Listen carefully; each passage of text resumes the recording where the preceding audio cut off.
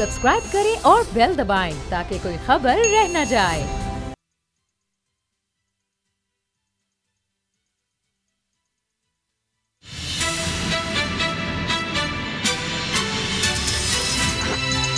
अब पता चला में आज आप जान सकेंगे, मुश्किल खत्म, अच्छा वक्त शुरू, कप्तान set, opposition upset, Nawaz Sharif की जमानत पर सवालिया निशान, फजलुर रहमान फिर इस्तेमाल होने को तैयार, कैसे ठीक होंगे कराची के हालात, सियासी जमातों के ना बदले ख्यालात, शहबाज खानदान का कड़ा इम्तिहान, मनी लॉन्ड्रिंग रेफरेंस बन गया वबाले जान। बिस्मिल्लाहिर्रहमानिर्रहीम, अस्सलाम वालेकुम। मैं हूं मोहम्मद उसामा गाजी और आप देख रहे हैं अब पता चला।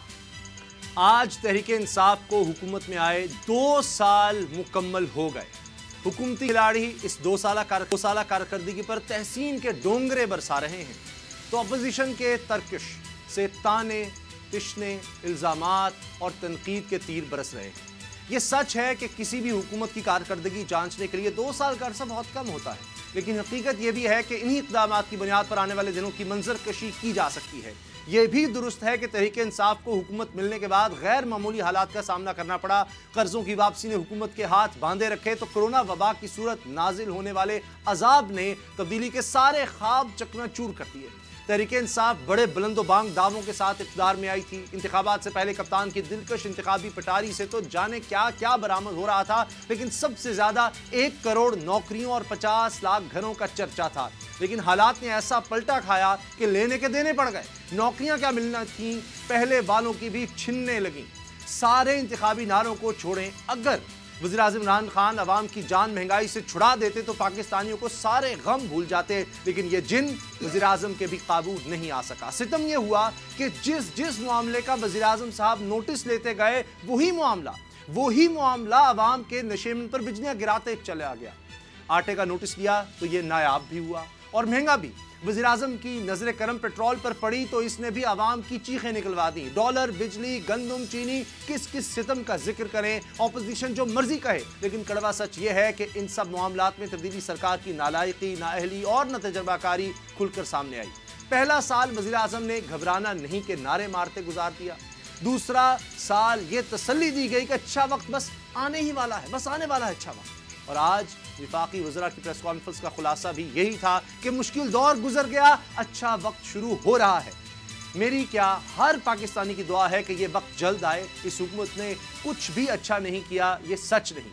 कुछ बड़े मंसूबे ऐसे शुरू किए गए हैं जो पहले नहीं थे। इनमें दियामिर भाषा मंसूबे का आगाज, मोहम्मद डैम का संग बुनियाद, digital Pakistan, Ravi urban development project, BRT, एहसास प्रोग्राम, हुनरमंद पाकिस्तान, बिलियन ट्री प्रोजेक्ट, बिजली के पैदावारी लागत कम करने के लिए IPPs के साथ मुआहिदा, सेहत कार्ड, ये सब बहुत अच्छे मंसूबे हैं। दूसरी तरफ जिस पर सियासत में सबसे ज्यादा हलचल मची वो बिला इम्तियाज एहतसाब है, जो इमरान खान का सबसे बड़ा नारा था। सवाल यह है कि क्या तब्दीली सरकार इस पर भी अमल में कामयाब हुई है। आज के प्रोग्राम में यह भी जानने की कोशिश करेंगे कि क्या वाकई खत्म और अच्छा वक्त शुरू होने को है।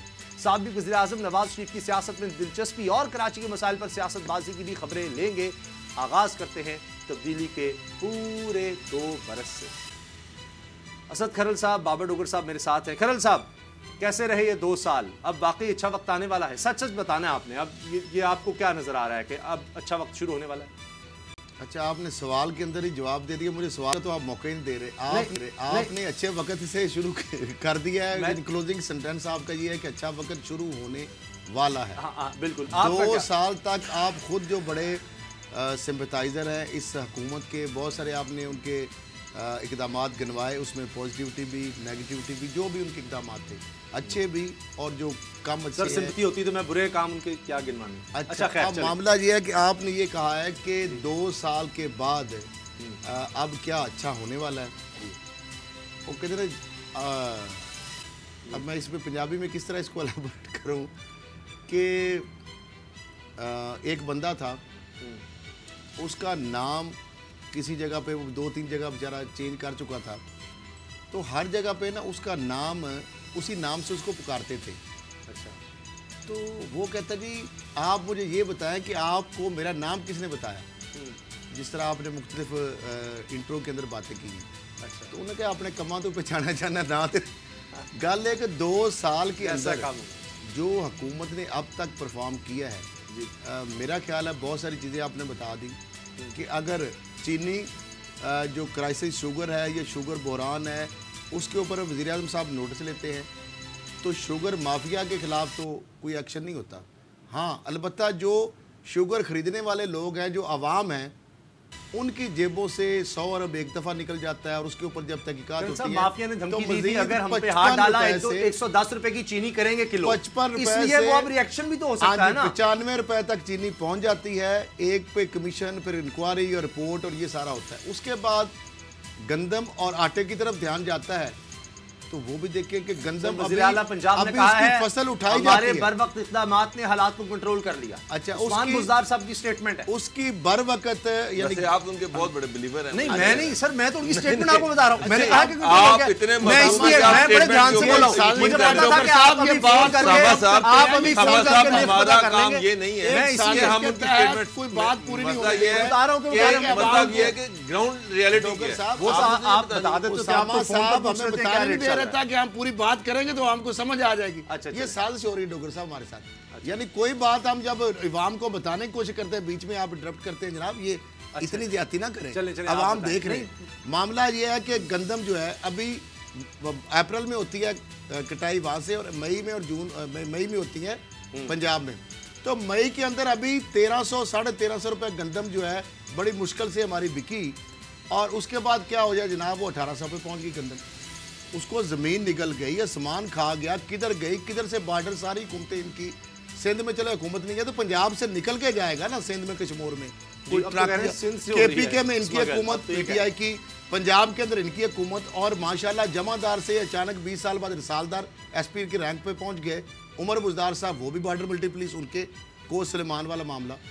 अब मामला ये है कि वो गायब हो गई और आटा और रोटी को अवाम तरस गया। पहली दफ़ा इतनी महंगी रोटी और आटे की कीमत आसमान को छूने लगी जब गंदम की कटाई अभी मतलब समझे कि खेतों से गोदामों में गंदम हुआ था गंदम का। और वो कहते हैं हमारे लिए सबसे बड़ा स्कैंडल तीसरा बना था। पेट्रोलियम बहरान IPP के हवाले से हमने करना था कि जनाब सर्कुलर डाटा हमने ख़त्म करना था, इनसे अरबों रुपए निकलवाने थे।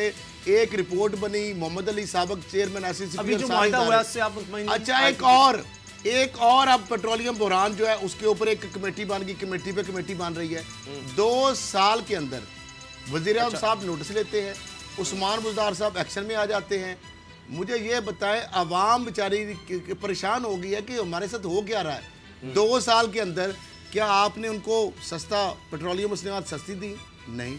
आपने उनको अशियाए ज़रूरियात जो है, आपका ग्रोसरी का बजट जो है डॉक्टर साहब, अगर आम एक लेमैन जिसकी 15-20 हज़ार अगर तनख्वाह है तो मेरा ख्याल है वो अगर उसका 5,000 या 10,000 का घर का सौदा था तो आज वो 20,000 का सौदा हो गया है। ऑलमोस्ट डबल के करीब कीमत हो गई है। आटा हो, चीनी हो, पेट्रोलियम मसनूआत हो। अब ये है कि इमरान खान साहब जो हाइडल के कितने उन्होंने प्रोजेक्ट लगाए ये बता दे, कितने उन्होंने पावर प्लांट्स लगाए। ये बहुत सारे तो पहले से चल रहे थे, काम पूरा शुरू कर दिया। अच्छा चले, मैं आपके पास दोबारा आता हूँ। आपने तो कोई यानी कोई चीज अच्छी आपको नजर नहीं आई 2 साल में? कर दे, कैश कर दे, पनाह बना दे, क्या इनसे सारे 22 करोड़ आवाम को अच्छा, बाबर डॉक्टर साहब, मुझे उम्मीद है शायद आप कोई एक अच्छी चीज ढूंढ लें 2 साल में, ऐसे तो ना करें आप बता दें। बिलियन ट्री सुनामी का आगाज में सर मैंने तो दोनों गिना दिए ना साहब। गवर्नमेंट का जो अवाम का हम तो एंड वो ये होता है कि अवाम को रिलीफ देना, 2 साल ये हुकूमत का काम है। 2 साल में सर, तो आप सर मुझे एक बात बताएं ना, आप मुझसे ये जानना चाह रहे हैं कि अगले 3 साल में क्या होगा, और एनालिसिस तो मैंने 2 साल का करना है जो गवर्नमेंट ने गुजारे हैं, उसकी बेस पे वो एनालिसिस मैं आपको कर देता हूँ ना। आप मुझे एक बात बताएं कि पंजाब में गवर्नेंस और एडमिनिस्ट्रेशन देख लें। पंजाब सबसे बड़ा सूबा है, हमेशा पंजाब जो है उसकी वजह से फेडरल गवर्नमेंट जो है वो जीती है, फेडरल गवर्नमेंट को मजबूत करता है। खान साहब ने पंजाब में एक चीफ मिनिस्टर दे दी है। गवर्नेंस और एडमिनिस्ट्रेशन का ये हालात है कि आपने पुलिस रिफॉर्म्स करनी थी, सिविल रिफॉर्म्स करनी थी। पुलिस का ये हालात है कि 6 IG आपने चेंज कर दिए हैं। लाहौर में CCPO जो है वो 5 चेंज हो गए हैं। 3-4 आपने चीफ सेक्रेटरी चेंज कर दिए। हर महकमे के 6-6 दफ़ा सेक्रेटरी के तबादले हो गए। आप जब इतने तबादले कर रहे हैं तो उससे ब्यूरोक्रेसी जो है उसमें तो कॉन्फिडेंस आ ही नहीं सकता। आप जो मर्जी कर लें, जब एक बंदे को ये नहीं पता कि मैंने यहाँ पे कितना अर्सा रहना है तो उसमें क्या कॉन्फिडेंस आएगा। तो यही हालात फेडरल गवर्नमेंट के भी हैं। पंजाब नहीं, फेडरल गवर्नमेंट में इसी तरह तबादले बड़ी स्पीड से हुए हैं। आजम खान साहब कब से हैं प्रिंसिपल सेक्रेटरी? सर चले, एक आजम खान साहब ही है ना। आजम खान साहब तो अब इतने स्ट्रॉन्ग है कि वो शाह महमूद कुरैशी को भी प्राइम मिनिस्टर से मिलने से रोक सकते हैं। इतना प्राइम मिनिस्टर इतना तगड़ा तो कोई और कोई नहीं होता। पहले जहांगीर कुरैशी जो नंबर 2 कहते हैं, इमरान के बाद नंबर 2 कहते हैं पीटीआई में। और हालात ये है कि प्रिंसिपल सेक्रेटरी से ज़्यादा लेनी पड़ती है इमरान खान साहब से मिलने के लिए। अभी पंजाब में भी ये हुआ। पंजाब में मोहसिन लगारी जो थे वो मिनिस्टर हैं इरिगेशन के, वो चीफ मिनिस्टर पंजाब से मिलना चाहते थे। उसके उनकी सिक्योरिटी ने कहा जी आप नहीं मिल सकते, हमने इजाज़त नहीं है। मैंने तो उनका नाम गर्दिश करते सुना है कि वज़ीर आला अगर और हालात ये कि वज़ीर आला उनसे मिलने को तैयार नहीं है। प्राइम मिनिस्टर जो है वज़ीर ख़ारजा जो है वो उनको मिलने पहुंचा हुआ है। वज़ीर ख़ारजा एवं तो नहीं पहुंच गया, अल्टीमेटली कोई अपॉइंटमेंट हुई होगी, कुछ ना कुछ हुआ होगा कि वो वहाँ पर पहुंचा है। और प्रिंसिपल सेक्रेटरी कह रहे हैं आप नहीं मिल सकते। वज़ीर आला पंजाब जो हैं वो नैब में के 2 चक्कर लगाए हैं। आज उनके प्रिंसिपल सेक्रेटरी जो थे राहील सिद्दीकी साहब, अभी तक वो नैब में गए हुए थे, उनकी गाड़ी खाली आ गई, अभी तक वो वहीं पर हैं। क्या यही किया जा रहा है कि उनको गिरफ्तार कर लिया गया। अगर वो गिरफ्तार हो गए, मैं आज को अभी इस टाइम की खबर दे रहा, अभी तक वो नैब से घर नहीं पहुँचे हैं। अगर वो अरेस्ट हो गए तो उस्मान बुज़दार के लिए बहुत मुश्किल टाइम है, ये मैं आपको बता दूँ। अभी 2 बंटवारे बेचारे, अभी 2 बंटवारे पछता रहे हैं जिनका वादा माफ गवाह बन सकते हैं, वादा माफ गवाह भी बन क्या हुआ है ये सारा। देखिए राहील सिद्दीकी पे बड़ा प्रेशर था। अभी तक उन्होंने जो वही स्टेटमेंट दिया जो उस्मान बुज़दार ने उनसे कहा था। उस्मान बुज़दार ने उनको लालच दिया हुआ है कि आपको MD दानिश स्कूल लगा दिया जाएगा और 1 साल के लिए आपको घर रिटेन करने दिया जाएगा। ये 2 थे, लेकिन शर्त ये है कि आपने वही स्टेटमेंट जमा करवानी है जो मैंने आपको दी है। अब मसला ये है कि राहील सिद्दीकी साहब जो पहले नैब के साथ गए तो नैब ने जो उनके सामने एविडेंसेस रखे हैं, आप वो उसमें वो भी चीज़ें थी जो चिटें उन्होंने फाड़कर फेंकी थी, वो चिटें भी उनके सामने थी। वीडियो कॉल्स भी उनके पास मौजूद हैं और ऑडियो कॉल्स भी उनके पास मौजूद हैं।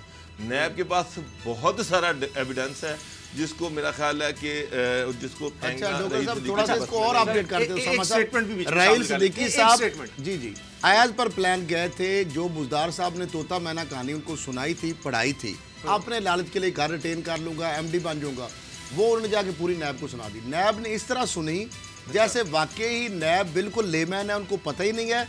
और राहील सिद्दीकी साहब ने उनको मामू बना लिया। जब पूरा उन्होंने कहानी सुना ली और वो खुश हो, दिल में लड्डू फूट रहे थे कि जनाब मैंने तो नायब को मामू बना दिया और मेरे सारे काम सीधे हो गए। उसके बाद नायब ने आहिस्ता आहिस्ता करके परत खोलनी शुरू कर दी। सर डोगर साहब ने कहा कि ये चीज़ क्या ये दुरुस्त नहीं है, या इस चीज़ के बारे में आप क्या कहना चाहेंगे। उस पर वो एकदम सोच में पड़ गया कि ये क्या हो गया। यानी उनकी जो सारी खुशियाँ, उनकी जो तासरात थे, वो जो है ना वो बिल्कुल उल्टा। यहाँ तक आपको मैं अंदर की खबर ये बता रहा हूँ, राहील सिद्दीकी साहब अब तक ये भी बता चुके हैं कि मुझे क्या प्लान करके किस तरह प्लांट किया गया, किस तरह से बुज़दार साहब ने मुझे ऑफर दी, और इस वजह से मैंने सारा झूठा बयान पहले आपको कहानी सुनाई। मैं लालच में आ गया था, मैं गुमराह हो गया था, मेरी आंखों पे पट्टी बांध गई थी, अब मेरा ज़मीर जाग उठा है। अच्छा, वहाँ वो कह रहे हैं कि अब मेरा ज़मीर जाग उठा है और मैंने तौबा कर लिया। मैं सब कुछ आपको जब उन्होंने देख लिया, उन्होंने दिखा दिया, तो वो कहते हैं जो आप कहेंगे जनाब आप मैं वही कहूँगा। जो नहीं, अभी आप गाड़ी जो खाली फैक्ट्स है, वो अभी तक जो सच है वो आपने बताना है। हम आपको कुछ नहीं कह रहे, आप जो हकीकत है आपके सामने कुछ चीजें अभी उनका हमने रखी हैं, सारी नहीं रखी। उसके बाद वो सर पकड़ के बैठ गए कि इतनी इन्फॉर्मेशन नैब के पास कैसे पहुंच गई। अब राहील सिद्दीकी साहब जो है वो अभी तैयार हो गए थे कि आज ही मैं वादा माफ गवाह बनने के लिए तैयार हूँ। उन्होंने कहा कि नहीं, अब सोचें, आप इस पे कंसल्ट करें। हमें कोई जल्दी नहीं, अभी नैब की कस्टडी में, वो इसलिए नैब की कस्टडी में नहीं है। यानी हुआ ये है कि सारा यू टर्न हो गया। पहले कहानी और थी, अच्छा चले, अब गाड़ी किस लिए आई है आपको पता है, बाहर खाली क्यों आई है, उसकी भी एक कहानी है। बहुत सारी चीजें और भी राहील सिद्दीकी साहब देने के लिए जो जराया में बता रहे हैं कि उन्होंने कहा जी ये तो अब छोटी चीजें हैं, अगर मुझे माफी जान की मान पाऊं तो ये तो एक छोटा सा वाकया है, वारदात है। वारदातों की एक लंबी फहरिस्त भी मैं बताने के लिए तैयार हूँ। पहला जो आज मैंने झूठ बोला है उसके ऊपर अगर मुझे माफी मिल जाए तो ये गाड़ी मेरी जो जा रही है ये सबूत भर के ले आएगी, और बहुत सारी कहानियां भी हैं।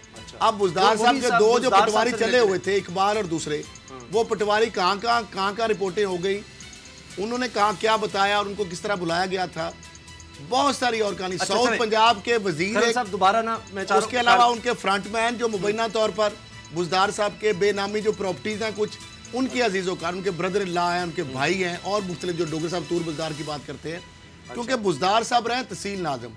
तहसील नाज़म जब होता है ना तो वो ज़िला नाज़म, और तहसील नाज़म के पास अल्टीमेट पावर होती थी। वो नक्शा जो है किसी ने प्रूव कराना, उस पर भी साइन ज्वाइंट उसके TM उसके अंडर, इंटरनल ऑडिट वाले उसके अंदर, किसी को दाखिल होने दे। बुजदार साहब बरीक और पैटी करप्शन के अंदर मास्टरमाइंड बन चुके थे। जो कह रहे हैं ना मैं सीख रहा हूँ, वो इतना ज़बरदस्त उन्होंने सीखा, इंटरव्यू इमरान खान को दे के बड़ा ज़बरदस्त उन्होंने परफॉर्म कर लिया लेमैन बन के। अब बुजदार साहब की कहानियाँ इतनी हैं कि वो कहते हैं ना, 3 औरतें 3 कहानियाँ, हर घर घर की कहानी।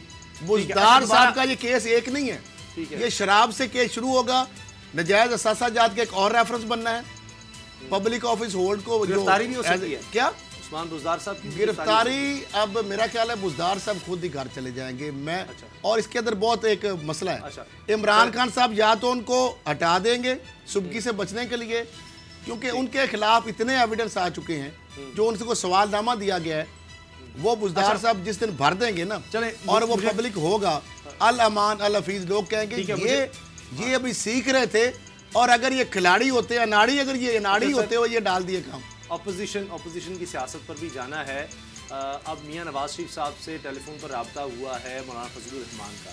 मौलाना फजलुर रहमान साहब ने फिर शिकवे किए हैं कि जनाब हर दफ़ा जब वक्त आता है खड़े होने का तो आप निकल लेते हैं, ये क्या चक्कर है, हम कैसे आप पर एतबार करें। लेकिन मियां नवाज शरीफ साहब ने कहा है कि जी इस दफ़ा आप आएँ, हम पूरी तरह आपको सपोर्ट करेंगे, अपोजिशन से मुलाकातें होंगी, मैंने मरीम को कह दिया है, और बाकी हमारे देखें ना ख़ानदान के मामलात हैं, दीगर मामलात हैं, नैब के चक्कर हैं, मैं कैसे आ जाऊँ, मेरा यहाँ इलाज हो रहा है, मेरे लिए बड़ा मसला है। और साथ ही इस्लामाबाद हाई कोर्ट के रिमार्क्स ये आए हैं कि बज़ाहिर तो ये लग रहा है कि मियां नवाज शरीफ साहब इश्तिहारी हो चुके हैं, क्योंकि जो उनको ज़मानत मिली थी वो तो कब की वो दिन ख़त्म हो गए। बाबर डोगर साहब, ये अब मौलाना फजलुर रहमान साहब एतबार कर लेंगे अब इस दफ़ा फिर मियां नवाज शरीफ साहब पर, और फिर जरदारी साहब को भी मना लेंगे मौलाना साहब कि नहीं इस दफ़ा मियां नवाज शरीफ साहब कह रहे हैं पूरी सपोर्ट है। उसामा साहब, मौलाना जो मियां साहब को मशवरा दे रहे हैं ना, आप ज़रा वो भी सुन लें। वो मियां साहब से कह रहे हैं कि आप नैब में पेशी ना दें, नैब में पेश ना हो, और इसके बदले में ये करें कि आप जेल भरो तहरीक स्टार्ट कर दें। आप अंदाजा लगाएं कि वो मियां नवाज, ये बदला ले रहे हैं, वो मियां नवाज शरीफ जो बीमारी का, अब क्या मैं कहूँ कि जनाब प्लेटलेट्स 2000 रह गए, और ये वो सारा कुछ करके बाहर गए, और पिछले 6 महीने से बाहर बैठे हुए हैं, और उनका कोई इलाज नहीं हो रहा, वहाँ पर बड़े आराम से बैठे हुए हैं, बड़ी मुश्किल से जेल से जान छुड़ा के वो बाहर गए हैं।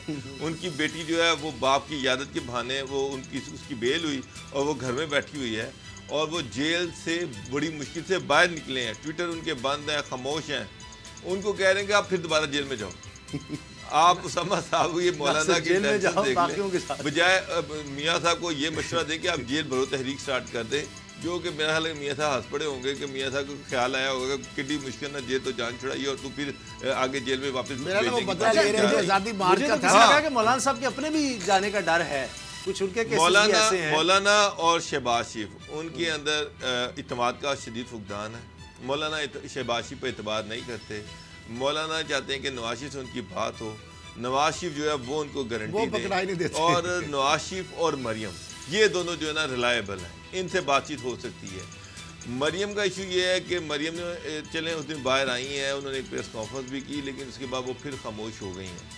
मियाँ साहब लंदन बैठे हुए हैं, तो मेरा ख्याल है कि मियाँ साहब जो है ना वो तो उन्होंने कहा कि हम असल अपोजिशन का रोल अदा करेंगे, लेकिन अभी वो टाइम नहीं है। अभी वो सिर्फ तेल देखो, तेल की धार देखो, वो देख रहे हैं। जिस तरह से कल ये बात की जा रही थी कि अगले 6 महीने बड़े अहम हैं, तो नून लीग भी वो 6 महीने देख रही है। अगर वो ऊँट को किसी कवर बदलता देखते तो हो सकता है कि वो मुतहरिक हों, लेकिन फ़िलहाल PMLN मुतहरिक नहीं हो रही है। ये मैं आपको लिख के दे रहा हूँ। वो जो सारी खबरें आ रही थी कि मरियम साहिबा मुलाकातें शुरू कर रही हैं, सितंबर में ये होगा, ये मुहर्रम के बाद ऐसे कर देंगे, वो कर देंगे, तो उसका कोई उसामा साहब मरियम तो एक्टिव होना चाह रही है, लेकिन शहबाज शरीफ एक्टिव नहीं होना चाह रहे। तो उनके चचा जो हैं वो सबसे पहले इसमें जो सबसे पहला रोड़ा है उनके चचा खुद हैं, जो वो ये चाहते हैं कि जिस डील के तहत, जिस एग्रीमेंट के तहत मरियम की बेल हुई, मियाँ नवाज शरीफ की बेल हुई, मियाँ नवाज शरीफ बाहर बैठे हुए हैं, मरियम अपने घर में बैठी हुई हैं, उस डील को जो है उसको तोड़ना नहीं चाहिए, उसके साथ आगे चलना चाहिए। नहीं तो उनको नज़र आ रहा है कि आगे फिर मसाइल स्टार्ट हो जाएंगे, मुश्किलात स्टार्ट हो जाएंगी। अगर मरियम इस डील को तोड़ती हैं तो फिर उनकी बेल भी कैंसिल हो सकती है, मियां नवाज शरीफ साहब जो हैं वो तो हाई कोर्ट ने पहले ही हाई कोर्ट में केस है, हाई कोर्ट पूछ रही कि 8 हफ्ते के लिए ये बाहर गए थे, उसके बाद इनका स्टेटस क्या है, कहाँ पर है। मैं कह रहा हूँ कि मियां साहब तो छोड़े 8 हफ्ते के लिए गए थे, मरियम की बेल तो हुई इस बुनियाद पर थी कि उनके वालिद अस्पताल में हैं, तो ये जाकर उनकी इयादत कर लें और उनकी देखभाल कर लें। जब मियां साहब बाहर गए तो उनकी बेल ख़त्म हो जानी चाहिए थी, उनको ऑटोमेटिकली वापस जेल में जाना चाहिए था।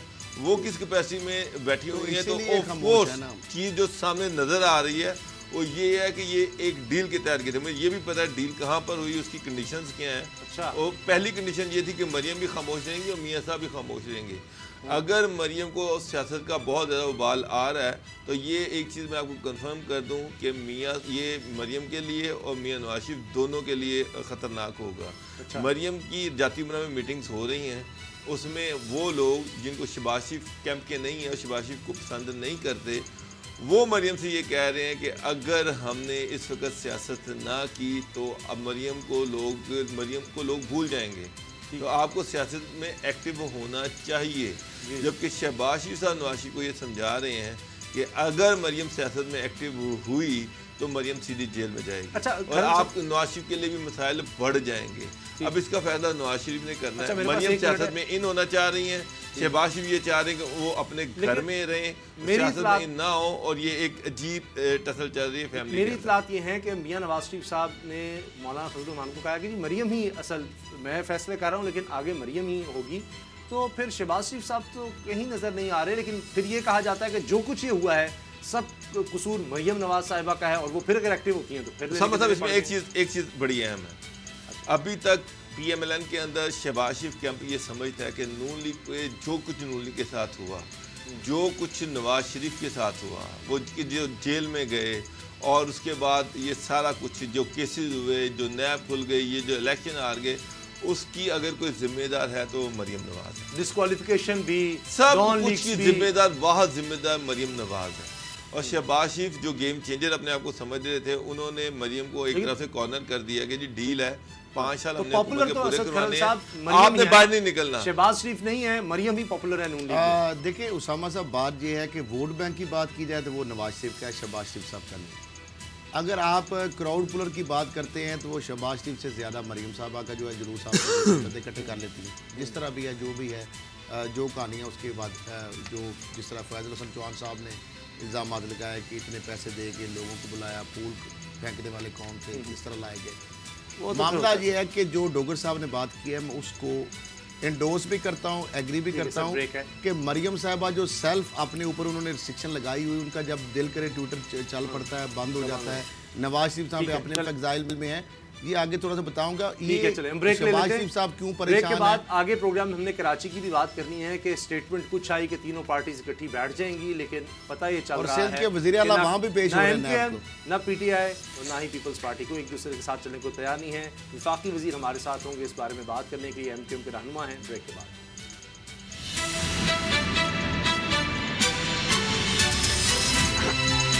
अब पता चला।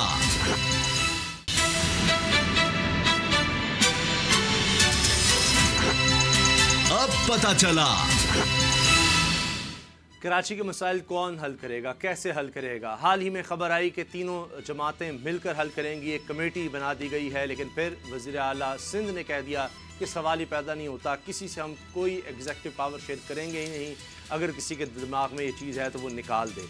MQM ने अब एक और बात कही है कि कुल जमाती कॉन्फ्रेंस बुलाने का ऐलान किया है कराची के मसाइल के हल के लिए। और MQM के ही सीनियर रहनुमा अमीनुल हक साहब हमारे साथ हैं, वफाकी वज़ीर IT हैं। अमीनुल हक साहब, बहुत शुक्रिया आपका। ये आप कुल जमाती कॉन्फ्रेंस बुलाकर क्या हासिल कर सकेंगे? वैसे तो एक अच्छा इनिशिएटिव है, लेकिन जब सिंध हुकूमत ही नहीं मान रही कि जनाब MQM या तहरीक इंसाफ और पीपल्स पार्टी तीनों मिलकर किसी जगह बैठ सकते हैं, कोई कमेटी बन सकती है, वो कहते हैं इसकी कोई गुंजाइश ही नहीं, तो फिर कुल जमाती कॉन्फ्रेंस बुलाकर MQM क्या कर सकेगी?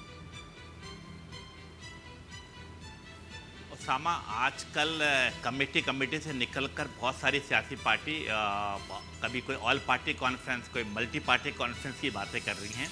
तो मेरा ख्याल है कि हमने भी उसी कहते फुट स्टेप को फॉलो करने की कोशिश की है। चलिए, ये तो मैंने मजाक से बात की, असल बात पे आ जाता। देखो उसामा, मसला क्या है कि कराची के अवाम, आपका चैनल इतना बड़ा चैनल है, हमेशा आप हाईलाइट करते रहते हैं कि कराची के अवाम मसाइल के जैसे चक्के में पिसे हुए लोग हैं और उनकी उम्मीदें हम हमेशा कभी वफाकी हुकूमत के साथ, कभी मुख्तदर हल्कों के साथ और कभी सूबाई हुकूमत के साथ, कभी लोकल उम्मीदें बन जाती है। लेकिन आज से 2 दिन पहले, बल्कि मैं समझता हूँ कल दोपहर को आप सब ने देखा था कि सूबाई हुकूमत के जो तर्जुमान हैं मुर्तज़ा वहाब साहब, उन्होंने क्या ऐलान किया? उन्होंने कमेटी का ऐलान कर दिया और कमेटी का नाम भी चैनल पर अखबारात को जारी कर दिए। लेकिन मैं आपको हकीकतन बताऊं कि नोटिफिकेशन तो किसी चीज़ की नहीं आई थी। यस, आज से 6 दिन पहले इस्लामाबाद में एक मीटिंग बिल्कुल हुई थी जिसमें चीफ मिनिस्टर सिंध साहब थे, गवर्नर सिंध और MKM के भी नुमाइंदे थे। फॉलो अप की मीटिंग मेरा ख्याल है परसों शाम के 4 बजे गवर्नर हाउस में हुई, जिसमें MKM, पीपल्स पार्टी और PTI भी मौजूद थी। और उसमें क्या फैसला, और उसमें सबसे इंपॉर्टेंट बात कि NDMA का जनरल साहब भी मौजूद थे और फैसला ये हुआ था कि कराची के मसाइल का हल करने के हवाले से बात। अब इम्पॉर्टेंट चीज़ उसामा क्या है कि क्या कराची को सिर्फ जिसे कहते हैं नाला साफ करके छोड़ दिया जाए? यकीनन नहीं। MKM समझती है, और बल्कि आप सब ने देखा कि जब कोर्ट में सिंध हुकूमत ने अपना दावा किया है कि बाकी नाले हम साफ़ करेंगे, तो सुप्रीम कोर्ट ऑफ पाकिस्तान ने उनकी बात रिजेक्ट कर दिया और कहा नहीं ये NDMA करेगी। क्यों? क्योंकि इसके पीछे वजूहात थी। क्योंकि जब आप सब ने देखा था कि आज से 3 हफ्ते पहले बारिश का पहला स्पेल जब कराची में आया, तकरीबन आधा कराची डूब चुका था। लेकिन जब NDMA को ये असाइनमेंट दिया गया और उन्होंने 3 और 4 नाले साफ किए, तो उसके बाद जब बारिश का दूसरा स्पेल आया तो कराची की बचत हो गई। कराची के अवाम ने सबका साथ दिया, NDMA का शुक्रिया अदा किया, वफाकी हुकूमत का शुक्रिया अदा किया। ठीक है। अब सूरत हाल क्या है? क्या सिर्फ हम नाले साफ करके चले जाए? नहीं, ऐसा मसला हो नहीं सकता। कराची का इंफ्रास्ट्रक्चर तबाही बर्बादी के दहाने पे पहुंच चुका है। आप उसामा, आप यकीनन कराची को दौरा करते रहते हैं। असद खरल साहब इंतहा से ज़्यादा जिसे कहते हैं सीनियर मोस्ट सहाफ़ी हैं, गहरी नज़र इनकी कराची मतलब लाहौर, इस्लामाबाद और कराची पे रहती है। अगर आप सुबह 7:30 बजे से लेकर 9:30 बजे तक कराची के सड़कों पर चले जाएँ, न्यू कराची में चले जाएँ, लियाकताबाद में चले जाएँ, लांडी में चले जाएँ, कोरंगी में चले जाएँ, शाह फैसल किसी भी इलाके में चले जाएँ, खुदा की कसम आँखों से आंसू बहने लगता है कि नौजवान तलबा व तालबात, फैक्ट्री जाने वाली खवातीन सड़कों पे मारे मारे फिर रही होती हैं। ट्रांसपोर्ट नाम की कोई चीज़ नहीं होती। हम आज 21वीं सदी में रहते हैं और 18वीं सदी की हमारे पास कराची शहर में चिंची रिक्शा है। अब आप मुझे बताएं कि हमारा सिस्टम कैसे चलेगा?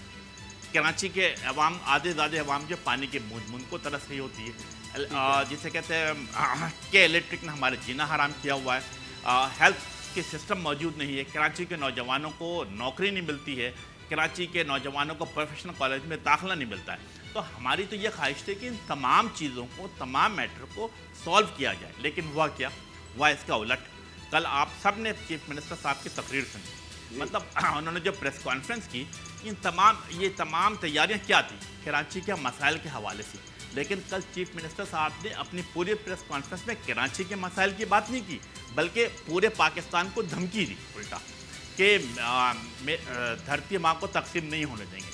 आपकी सिंध आपकी धरती माँ बिल्कुल हो सकता है। मैं पाकिस्तानी हूँ और मेरी धरती माँ, मेरा मुल्क, मेरा पाकिस्तान है। मैं उसके खिलाफ कोई बात बर्दाश्त नहीं करूँगा। तो मतलब आप सिंध कार्ड इस्तेमाल करने की कोशिश कर रहे हैं, कराची के मसाइल हल करने की बात करते हैं तो आप सिंध कार्ड निकाल लेते हैं। हम कहते हैं कराची में कुछ इन्वेस्टमेंट होनी चाहिए तो आप हमें धमकियां देना शुरू कर देते हैं। अगर कराची के नौजवानों को 3 लाख नौकरियां दी जाती है, उनमें से सिर्फ और सिर्फ कराची के नौजवानों को 10,000 नौकरियां मिलती हैं। हम इसमें एतराज करते हैं। आपकी बातें सारी वजह है। अब असल इशू ये है कि 12 साल से कराची में पीपल पार्टी की गवर्नमेंट है सिंध में, और कराची उसका हिस्सा है। 12 साल से कराची भी इग्नोर हो रहा है और इंटीरियर सिंध भी इग्नोर हो रहा है। इंटीरियर सिंध चूँकि वहाँ पर मीडिया का फोकस नहीं है, उस तरह से चीज़ें सामने नहीं आती। कराची का इशू, कराची एक बहुत बड़ा शहर है, एक उस पर सारी दुनिया की नज़र है, सारा मीडिया का फोकस है, वहाँ पर चीज़ें सामने आ रही हैं, लेकिन उसका हल नज़र नहीं आ रहा। अब PTI फेडरल गवर्नमेंट में बैठी है, MQM कराची की डिस्ट्रिक्ट गवर्नमेंट MQM के पास है, सिंध गवर्नमेंट पार्टी के पास है। 3 गवर्नमेंट्स हैं जो आपस में बैठती हुई नज़र नहीं आ रही। मुझे नहीं लग रहा कि ये तीनों गवर्नमेंट्स आपस में मिलकर बैठ के इसका कोई हल निकाल लेंगी। तो इसका आसान तरीन हल क्या है? आपकी नज़र में क्या है कि ये कर दिया जाए तो कराची का मसला हल हो सकता है? क्योंकि कल वज़ीर आला जो है मुराद अली शाह, उनकी तकरीर से तो वाज़ेह हो गया, उनकी प्रेस कॉन्फ्रेंस से, कि वो किसी के साथ कराची को शेयर करने को तैयार नहीं है।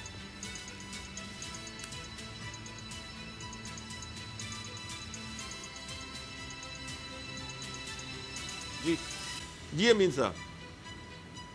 बाबर भाई आपकी आखिरी बात मुझसे कट गई है, लेकिन मैंने कहा कि वजीर आला मुराद अली शाह ने कल जो प्रेस कॉन्फ्रेंस की उसमें एक चीज तो क्लियर हो गई कि वो कराची को शेयर करने के लिए तैयार नहीं है, ना फेडरल गवर्नमेंट के साथ ना MQM के साथ।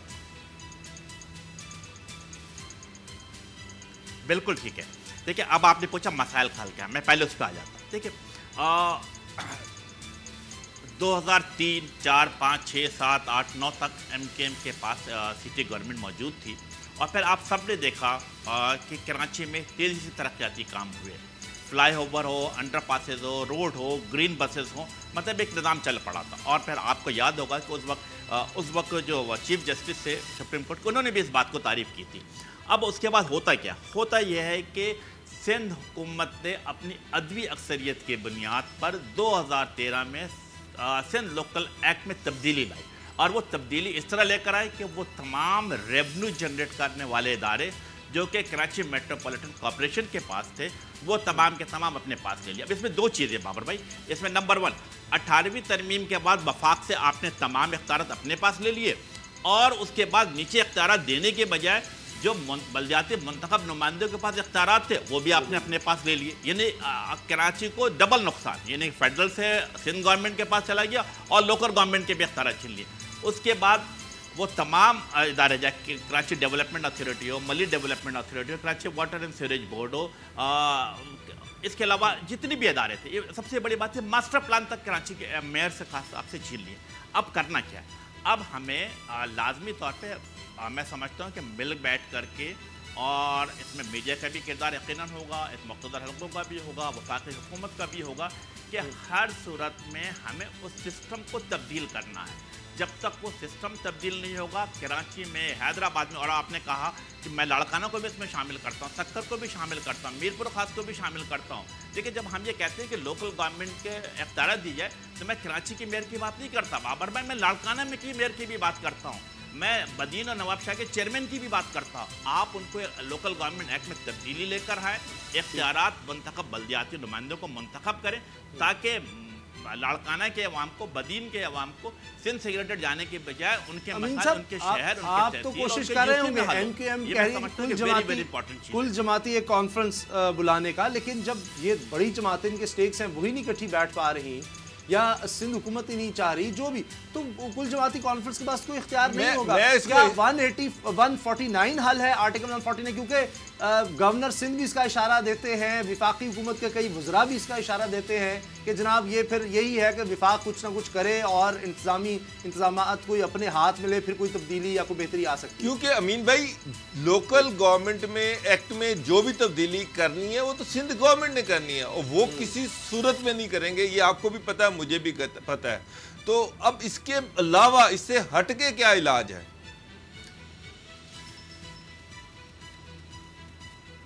देखिए मैं समझता हूँ कि जब सिंध हुकूमत डिफेंसिव होती है तो बातचीत करने के लिए तैयार हो जाती है। अच्छा। लेकिन बड़े और उसी दौरान बड़े ऑर्गेनाइज तरीके से वो जो कॉम्प्रेस एलिमेंट है सिंध के अंदर उसको वो एक्टिवेट करते हैं 3 दिन 4 दिन 2 दिन, उसके बाद फिर वो उससे बैकअप हो जाती है। मैं समझता हूँ कि यस वफाकी हुकूमत को सीरियस तौर पे ये सोचना पड़ेगा कि कराची के मसाइल हल कैसे होंगे। अब उस पर 3-4 ऑप्शन हम देखिए, कोई भी गैर आइनी गैर MQM में जमहूरियत पसंद सियासी जमात है और इसीलिए कोई भी गैर आइनी गैर कानूनी बात नहीं करती है, बल्कि जो 1973 के आइन में जो चीज़ें दी हुई है हम कहते हैं उस पर अमल किया जाए। उसके अंदर मेरा ख्याल है 149(4) का ऑप्शन अपनी जगह पर मौजूद है, उसको देखा जा सकता है। इकोनॉमिकल क्राइसिस मौजूद है कराची के अंदर, क्योंकि देखिए उसामा भाई, असद भाई और बाबर भाई, देखिए कराची माशी हब है, कराची माशी इंजन है, कराची जागता है तो पूरा मुल्क सुकून से सोता है,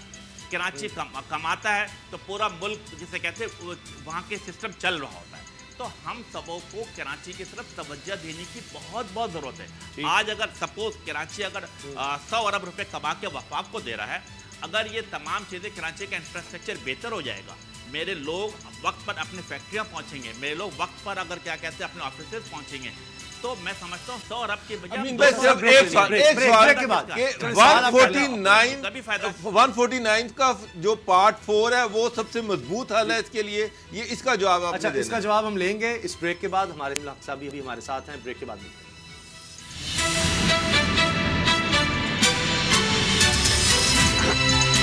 अब पता चला।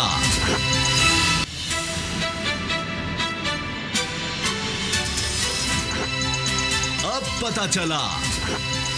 एमक्यूएम के रहनुमा अमीनुल हक साहब, वफाकी वजीर आईटी हमारे साथ हैं। अमीनुल हक साहब, एक सवाल ये भी है कि आज प्रोग्राम में ये बात भी कर रहे थे कि 2 साल हो गए तहरीक इंसाफ की हुकूमत को, तो 2 साल की कारकर्दगी के हवाले से आज एक प्रेस कॉन्फ्रेंस भी हुई, मुख्तलिफ वज़रा भी उसमें मौजूद थे। उन्होंने कारकर्दगी के हवाले से बताया। शेख साहब ने सबसे बड़ी बात बताई कि $20 बिलियन का खसारा सालाना था, उसको $3 अरब पर हम ले आए हैं, तो ये बहुत बड़ी कमी है। लेकिन महंगाई नहीं कंट्रोल हो सकी, रोज़गार में उस तरह इजाफा नहीं हो सका। आप क्या समझते हैं कहाँ तक वफाकी हुकूमत कामयाब हुई है 2 साल में लोगों के मसाइल हल करने में? देखिए उसामा, मैं साबगोई से काम लूँगा और आपकी आवाज़ से आवाज़ मिला के बिल्कुल सही कहूँगा कि महंगाई बढ़ती चली जा रही है, आम आदमी के पहुँच से दूर होती जा रही है, आटा महंगा होता जा रहा है, शक्कर महंगा होती जा रही है, इसके अलावा चीज़ें और भी महंगाई हो रही थी। ये तो बिल्कुल माइनस पॉइंट है। मैं समझता हूँ कि आज भी जो हमारी कैबिनेट की मीटिंग हुई है इसके ऊपर ये लाजमी तौर पे डिस्कस हुआ। हमारे बहुत से साथी वज़रा ने इस बात को उठाया है और इस बात को मेक श्योर करने की कोशिश कर रहे हैं कि हर सूरत में महंगाई कंट्रोल हो। गंदम की सूरत हाल है, शक्कर की सूरत हाल है। आपको पता है कि अब मेरा ख्याल है कि बहरी जहाज कराची पोर्ट पहुँचने वाले, तो उम्मीद है कि चीज़ें जो है कीमतें बढ़ी थी इनकी कम होंगी। अब कारकर्दगी भी हमें देखा जाए कि यस, अब मेरा ख्याल है कि 2 साल में कुछ चीज़ें बेहतर की तरफ भी गई हैं। अगर हम बैंक का करंट अकाउंट देखते हैं तो उसमें खसारा बहुत हद तक कमी हो गई है। इसी तरीके से अगर स्टेट बैंक के आप डॉलर रिजर्व देखेंगे तो उसमें काफ़ी हद तक बेहतरी भी आई है। और कोविड-19 के बिना पे जो हमारी जो माशी सूरत ख़राब से ख़राब तर होती चली आ रही थी, अब अगर हम देखते हैं कि जुलाई के महीने को, तो जुलाई के महीने में बड़े मुस्बत जैसे आदाद शुमार जमा हुए हैं। तो मैं समझता हूँ कि जो मसाइल थे, जो प्रॉब्लम थी, इसी तरह पावर सेक्टर के अंदर मेरा ख्याल है हमें शदीद मसाइल का सामना था। लो शेडिंग एक बड़ी मसाइल के साथ हम रह रहे थे। लेकिन मैं समझता हूँ कि रफ्ता चीज़ें कंट्रोल में आना शुरू हुई हैं। मार्च से लेकर जून तक ये 3-4 महीना मैं समझता हूँ कि हमारे मुल्क के माशी सूरत हाल के हवाले से हुकूमत के लिए भी ये बहुत ही भारी गुजरा है। लेकिन जुलाई और अगस्त से मैं समझता हूँ कि बेहतरी की तरफ आ रहे हैं और इंशाअल्लाह ताला चीज़ें कंट्रोल होने के बाद अवाम को कहीं ना कहीं पे रिलीफ ज़रूर मिलेगा। अच्छा, अब बात की थी ब्रेक से पहले बाबर डोगर साहब ने आर्टिकल 149 और कि जी लोकल गवर्नमेंट किस तरह से आप चेंज कर सकते हैं। सिंध हुकूमत के पास सारा कंट्रोल है, वफाक कुछ भी नहीं कर सकता लोकल गवर्नमेंट के लिए, क्योंकि सारा। अमीनुल हक साहब, उसमें वजह ये है कि जिस तरह आपने कहा कि 2013 में उन्होंने एक अमेंडमेंट कर ली कि वफाक से भी आफ्टर इंडीज अमेंडमेंट सारे इख्तियारात ले लिए और जो शहरी हुकूमत के इख्तियारात है वो भी उन्होंने सलब कर लिए। 28 अगस्त को ये ख़त्म हो रहा है वहाँ पे सिस्टम, इसकी मुद्दत ख़त्म। अब दोबारा भी वही सिंध हुकूमत है, वही मेजोरिटी है, वो तो इख्तियार आपने जो है जो छीने हुए वापस देने के लिए तैयार नहीं है। आइन का सेक्शन है 149 और उसकी सेक्शन 4। सुप्रीम कोर्ट के चीफ जस्टिस भी यही कह रहे हैं, आप भी यही कह रही हैं, PTI भी यही कह रही है। कायनी शिक है ना, तो हुकूमत तो डिलीवर करने में नाकाम है, इख्तियार शहरी हुकूमत को देने के लिए वो तैयार नहीं है। तो फिर इसका हल तो वही आईनी है ना, 149 का 4 सेक्शन। और जब सुप्रीम कोर्ट भी यह दे चुकी है, MQM भी यही चाहती है, PTI भी यही चाहती है, तो फिर ही अवाम के मसाइल हल हो सकते हैं। वरना तो फिर सिंध हुकूमत जो है वो तो कुछ भी नहीं डिलीवर करेगी, और ना वो डिलीवर करेगी ना वो कहती जी हम शेयर करने देंगे, और सिंध कार्ड ऊपर से लेके आ जाते हैं।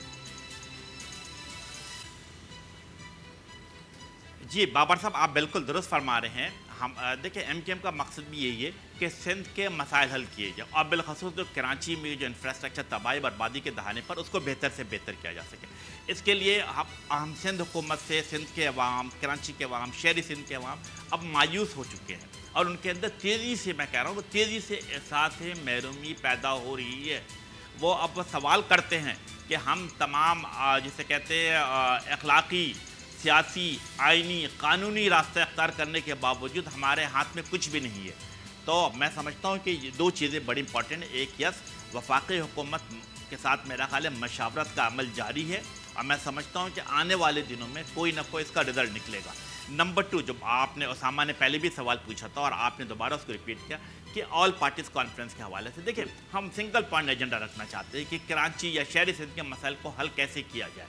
इसके सिलसिले में हम आज ही से मुख्तलिफ सियासी जो बड़ी सियासी पार्टियाँ हैं उनसे भी रब्ता करेंगे, और वो जो कराची बेस्ड या अर्बन सिंध बेस्ड जो पॉलिटिकल पार्टी है उनसे भी रब्ता करेंगे, NGOs के साथ रब्ता करेंगे, और उन सबों को एक पेज पर, एक टेबल पर लेकर आएंगे वन पॉइंट एजेंडे पे कि कराची के मसाइल हल कैसे किए जाए। मैं समझता हूँ कि बातचीत के, हमें उम्मीद पूरी है कि बातचीत के ज़रिए जमहूरी तकादे के ऐन मुताबिक कराची के मसलों के वफाकी हुकूमत बहुत ही सीरियस है, और जैसा आपने कहा कि सुप्रीम कोर्ट की जो ऑब्जर्वेशन भी आती रही है वो भी बड़ी सीरियस किस्म की है। तो मैं समझता हूँ कि यस, आने वाले कुछ चंद दिनों में या मेरा ख्याल है हफ्ता 2 हफ्ते के अंदर कराची के मसाइल का हल निकालना पूरे पाकिस्तान के अवाम के लिए, पूरे पाकिस्तान के लोगों के लिए बहुत ज़रूरी है। अच्छा अमीन भाई, इस हवाले से कोई ना कोई हल निकलेगा। अमीन भाई, इस हवाले से मैं भी अपने आप को पेश करता हूँ कि काश कराची के अवाम के मसाइल हल हो जाएं, जिस तरह आपने लंबी एक फहरिस्त गिनवाई।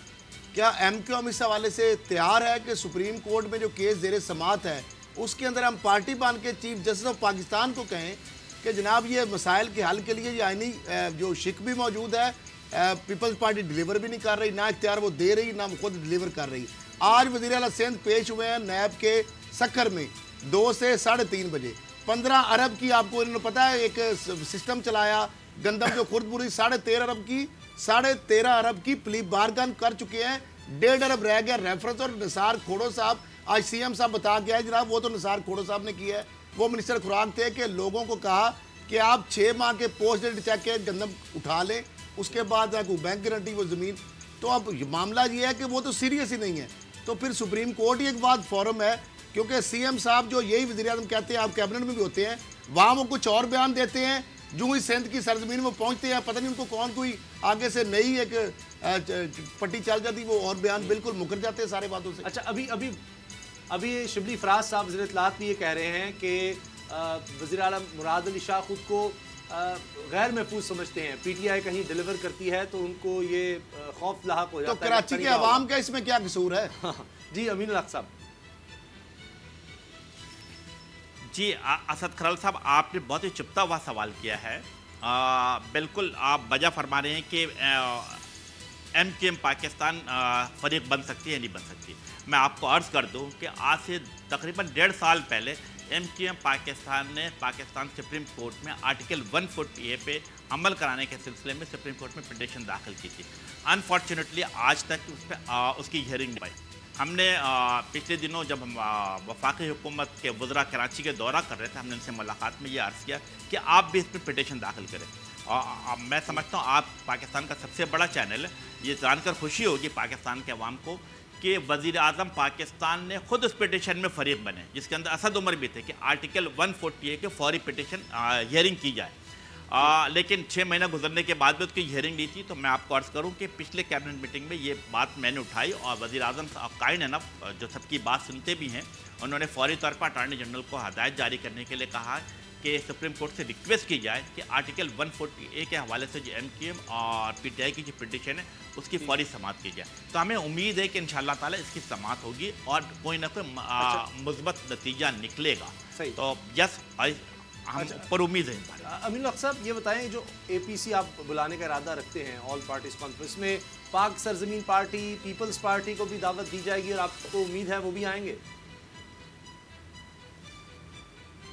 देखिए, पीपल्स पार्टी से तो उम्मीद के तमाम दामन ख़त्म होते जा रहा है। पीपल्स पार्टी से हमारा ना सिर्फ शदीद नज़रियाती इख्तिलाफ है, बल्कि हम ये समझते हैं कि सिंध की तबाही बर्बादी के ज़िम्मेदार पाकिस्तान पीपल्स पार्टी है। और चूँकि असद भाई ने जो सवाल किया था वो इनकम्प्लीट भी रहेगा, उसको भी मैं ऐड ऑन कर देता हूँ। अगर इनके टॉप लीडरशिप को देखें, दोनों जरदारी साहब को देखें, इसी तरह चीफ मिनिस्टर सिंध को देखें, स्पीकर को देखें, और इनके कम अज़ कम 8 जो सूबाई मेंबर हैं वो नैब में उनका केस मौजूद है। नैब में केस मौजूद होने के बावजूद अपने आप को मासूम जाहिर करने की कोशिश करते हैं। होना क्या चाहिए कि आइन और कानून के मुताबिक इनके खिलाफ कार्रवाई होनी चाहिए कि अगर जिस तरह आपने बताया कि 15 अरब रुपए का रोशन सिंध के नाम से प्रोजेक्ट चलाया, पैसे कहाँ लगे किसी को नहीं पता। इसी तरीके से जिसे कहते हैं ट्रांसपोर्ट के हवाले से उन्होंने बड़े बड़े ऐलानात किए लेकिन रिजल्ट 0 मल्टीप्लाई बाय 0। मैं समझता हूँ कि अगर चलो कराची में नहीं लगाया तो मुझे बता दे कि लाड़काना को कोई यूसी बता, शहर नहीं, मुझे कोई यूसी बता दे कि ये मॉडल यूसी है जिसमें हमने पैसे लगाए हैं। वो तमाम पैसे कभी पापड़ वाले के पास से बरामद होते हैं और कभी फालूदे वाले के पास से बरामद होते हैं या कभी दुबई बाय शिप चला जाता है। तो ये चीज़ें अब सिंध के अवाम समझने लगे हैं, सिंध का नौजवान भी समझने लगा और इंशाअल्लाह ताला आने वाले इलेक्शन में उसका रिजल्ट भी उनके सामने आएगा। ठीक है, बहुत बहुत शुक्रिया, बहुत बहुत शुक्रिया अमीनुल हक साहब, मुकाफ़ी MQM के सीनियर रहनुमा, आपने हमें वक्त दिया। लेकिन एक अहम चीज़ जो उन्होंने बताई आखिर में कि पीपल्स पार्टी से उनकी तमाम उम्मीदें ख़त्म हो चुकी हैं। तो ऐसे लग रहा है जैसे वो समझते हैं कि ऑल पार्टीज़ कॉन्फ्रेंस में पीपल्स पार्टी को बुलाने का शायद कोई फ़ायदा ही नहीं है, जबकि हुकूमत तो वहाँ पर सिंध में पीपल्स पार्टी की है। तो ये एक और मेरा ख्याल है कि मसला खड़ा हो जाएगा वहाँ पर। प्रोग्राम देखने का शुक्रिया, इजाज़त दीजिए, अल्लाह हाफ़िज़।